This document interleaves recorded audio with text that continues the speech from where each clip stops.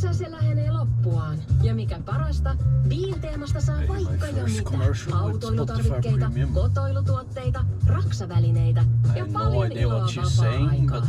Eli kaikkea kivaa tekijöille aina edulliseen hintaan.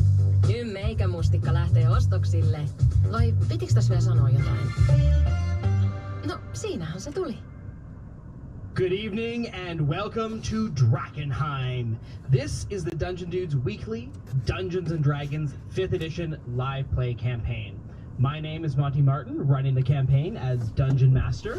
And I'm Kelly McLaughlin, playing Sebastian Crow, the half-elf shadow sorcerer. Oh, wait. And we're joined today by our good friends. Jill Denitis playing Veosenia, the Tabaxi Gloom Stalker Ranger. And Joe O'Gorman playing Pluto Jackson, the Human Battlemaster. Thank you for joining us once again. If you're just tuning in for the very first time, welcome. We are the Dungeon Dudes. Kelly and I post new videos every Thursday on our YouTube channel where we cover everything Dungeons & Dragons, including advice for Dungeon Masters and guides for players. You'll also find prior episodes from this campaign available for your viewing pleasure there as well.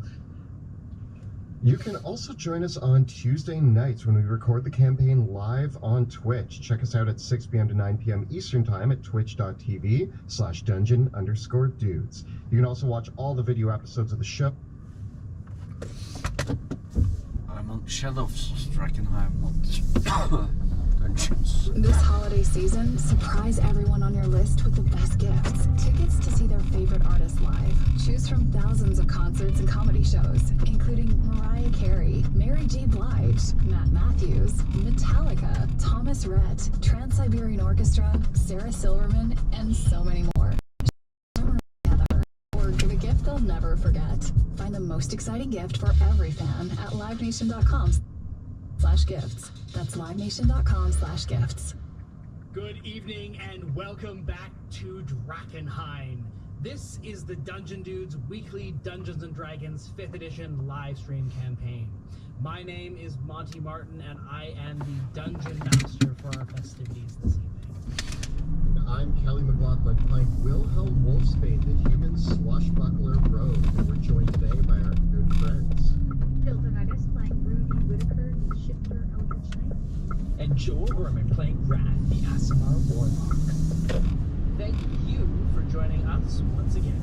If you are just tuning in for the very first time, welcome! We are the Dungeon Dudes, and Kelly and I post new videos every Thursday on our YouTube channel where we cover everything Dungeons & Dragons, including advice for Dungeon Masters and guides for players, and we also talk about a bunch of horrible opinions about which subclass is the best or worse than D&D.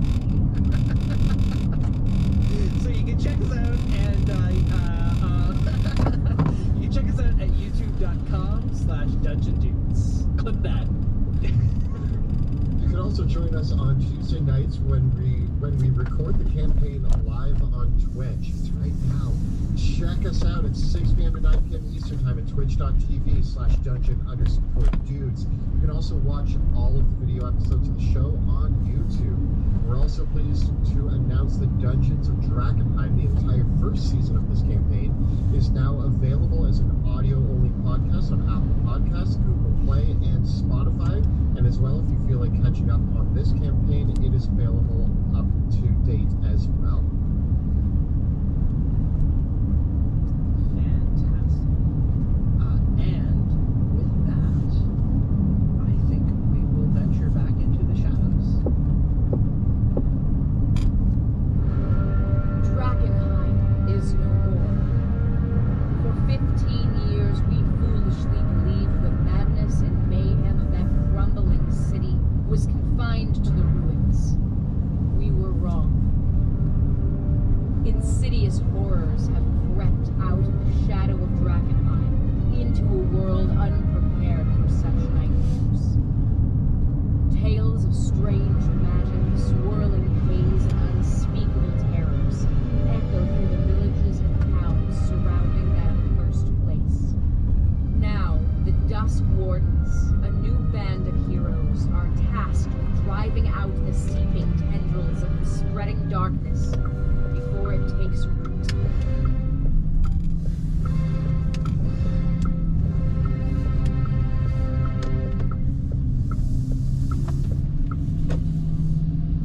Welcome back to the shadows of Drakenheim. When last we left our heroes, they were saying farewell to the horror and slaughter left behind in that small, sleepy marsh-side village of Shaftburg. Astride the mounts granted to them by the grateful surviving villagers, our heroes now venture along the long and road between Shaftburg and Todsfeld, which will eventually take them to their destination, the city of Dransmund along Ash Bay. There, they will reconnoiter with River and determine their next steps and their next objective as the Duskwoods. Our heroes trot along as day breaks over the Elvenmire Marsh. The muddy roadway between Shaftburg and Todsfeld is here and there. This roadway is sustained with cobblestones in some parts, but in others it is still tracking through the marsh.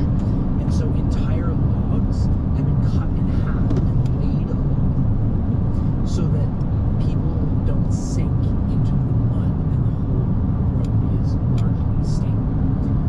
As we trot along, I believe your homework last week was to name and describe your new horses granted to you by the grateful villagers. Who wants to go first? I'll go first. Alright, so Wilhelm trots along solemnly. It's been a rough few weeks. He almost got his brain eaten. So he's trotting along on top of a chocolate brown bay horse who has a black mane and tail, and a portion of his legs are also black as well, but he also has a white marking down the center of his nose and some white tufts near the base of his legs where they meet the hooves. The saddle and gear on the horse are a forest green color, and the horse's name is Bishop. Wilhelm named the horse under a name that he thought reminisced of strength and courage, and a very lordly name for a very lordly horse. Which is also strange because there's no such thing as a bishop in this world. It's just a name now. It's just a strong name. Now it's known as your horse. Anytime Yeah. someone mentions the name. Oh, you mean Wilhelm's horse? Yeah, the famous bishop, the only bishop. At least in this part of the world, because all those who would hold a rank similar to a bishop would be high. Nevertheless, Rudy, what type of steed are you traveling on? So trotting just behind Wilhelm, thinking about the months worth of terrors. Rudy rides astride a chocolate flaxen Rocky Mountain horse is the breed, but essentially it's very dark in body and almost like blonde in mane, that kind of trickles into like a darker root. So she named her horse. Her horse's name is Salamander because of his fiery spirit, as she knows deep down inside her steed. So she calls him Sal for short, and he's pretty sturdy and doesn't make much trouble. Keeps his mind on the road, ready to go, and seems very loyal. But we shall see what happens when they get into trouble. Very good. And Wrath, probably the least experienced rider amongst the group. Well, Rudy and Wilhelm both seem to know their way around a horse quite well. It's not quite the case for Wrath and Bruce. Yeah, Bruce is constantly investigating and pawing at his newfound companion, Petey. Petey is a white Mustang, totally white except for like that a little bit more blonde in the mane. He is wild temperament. He seems like he's a little younger, a little bit more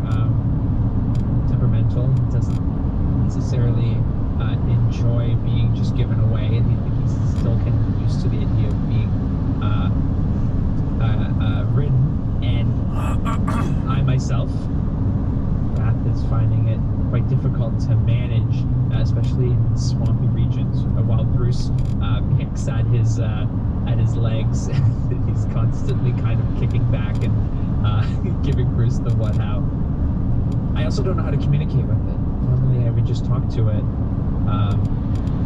and it would tell me what's wrong, and also probably secrets about the cosmos. But this horse seems focused on pooping and eating. Only Bruce tends to have, a few more secrets up his sleeve, but this animal seems to stop at the rudimentary functions. I do not understand. Maybe it is something that I must investigate. Perhaps Bruce comments, whacking at the flicking tail of the horse and snatching a fly that's floating around its butt. Bruce muses, perhaps the horse communicates by waving its tail through the air, marking deciduous. We must determine this closely. We will spend the next many moons investigating it. And no, Bruce, you may not eat this horse for the 300th time. Turn around and I'm like, why are you riding backwards on your horse? Need to sit front ways. Pay attention to the front, not the back. Much more comfortable. I'm laying on the horse. I'm just kind of hugging him from behind. Very good. Well, so to look over at our, we can see that we are in the southern reaches of Westmar, quite a ways, of course, from shadowy Drakenheim, way up over here. So instead, you are along one of the trade roads that leads between Schaffberg and Todsfeld, and this route is well traveled and quite well populated as well. Lying at the edge between the Octenwald Forest and the Elmire Wetlands is a pretty fertile little crescent that is home to many small farmlands and very quaint, tiny thorps and villages. So as you make your way along the road, well, there is very little in the way of proper accommodations or larger towns. You are almost never outside of sight of a farmstead or a small form of homes, and throughout the day you pass by innumerable other travelers and merchants. Certainly, not all of them are bound for Schaffberg proper.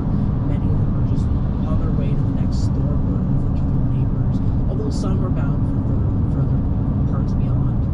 And those that pass, that do mention they're off past Schaffberg, your thoughts do come to the fact that unfortunately those that are traveling to Schaffberg will not be the fate of other groups that did, like Maiden and other travelers. For certainly, Schaffberg is a trap. Schaffberg lying along the main road, a trap for anyone. It is, the journey itself is going to be, well, let's see here, about 160 kilometers. And mounted on your horses, if you go for a full day traveling, you can very easily on horseback make 40 kilometers or more. So the journey is really going to depend on how hard you want to push yourselves and how quickly. An experienced rider who pushes their horse really hard can make this journey perhaps in one solid ride, if they were willing to kill the horse. But otherwise, it would be possible to make this journey, in anywhere from 3 to 5 days, depending on how much you spend traveling. Normally it takes people about a week because people don't walk for 8 hours straight. So it really depends on how quick you guys want to get there. I think after everything that we've been through, I would like to take a casual pace. open road and scenery, and give Wrath a chance to learn how to sit properly on a horse. I'm watching and I'm learning.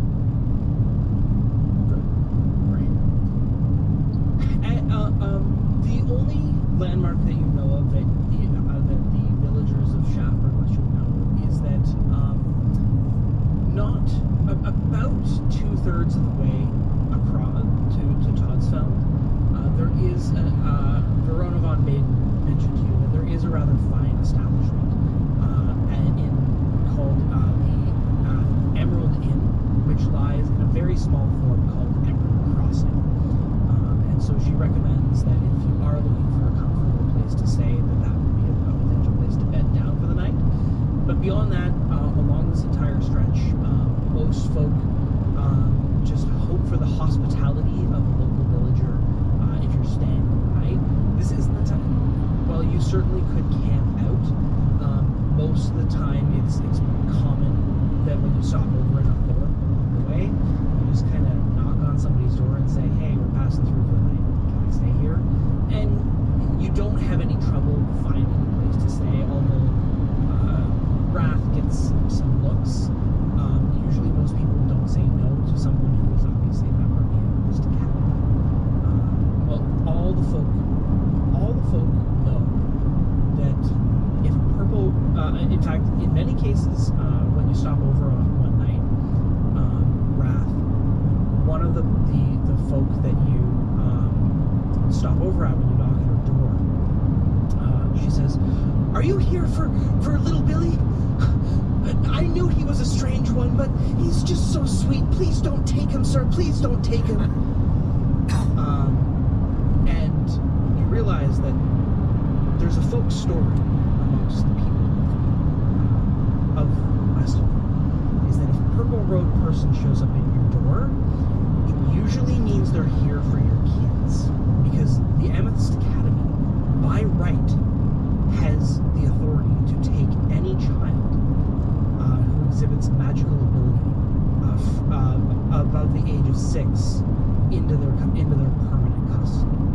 So while people do not fear you, usually parents are like, "This is mean you're taking my kids." So fortunately, the situation is not so. But you do find another place to stay. Learning this very quickly, I start Wrath, you would know this. This is like on maybe a less imposing disguise to ease our visits. Maybe I'm not the doorman, or if I am, I'll wear like a more generic wizard look, or just like a guy. Yeah, the inverse is also true. Sometimes parents who are eager to get rid of their children will. So, like, along the road, we have some houses where they're like, "Don't take our kids," and others are like, "Take them. Take the kids. Take the First few, you have to talk me out of it. Yes, I will take your children. This one looks young. Oh. No. I need someone for Bruce. He is in search of an That apprentice. is not why they are Yeah. giving you their children, so... For a small fee, I will ignore the rules of the academy. Oh, you're dragging me away. Get over here. But nevertheless,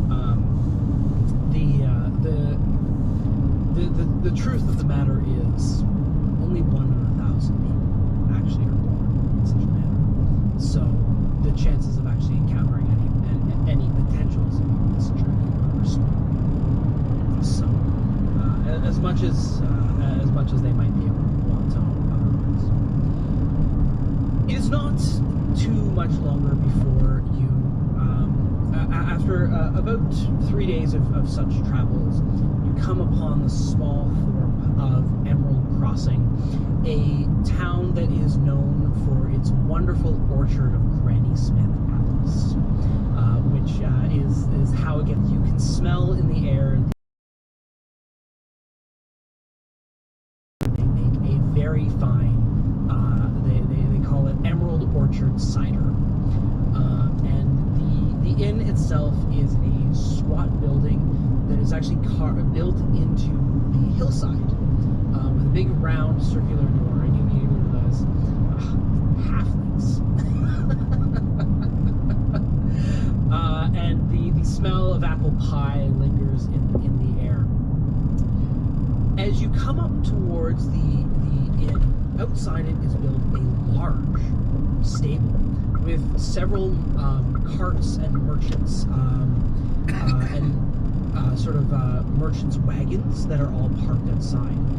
And as you go in, and as the stable girl, a young halfling girl named Val, takes your horses, you can see that the stable is full.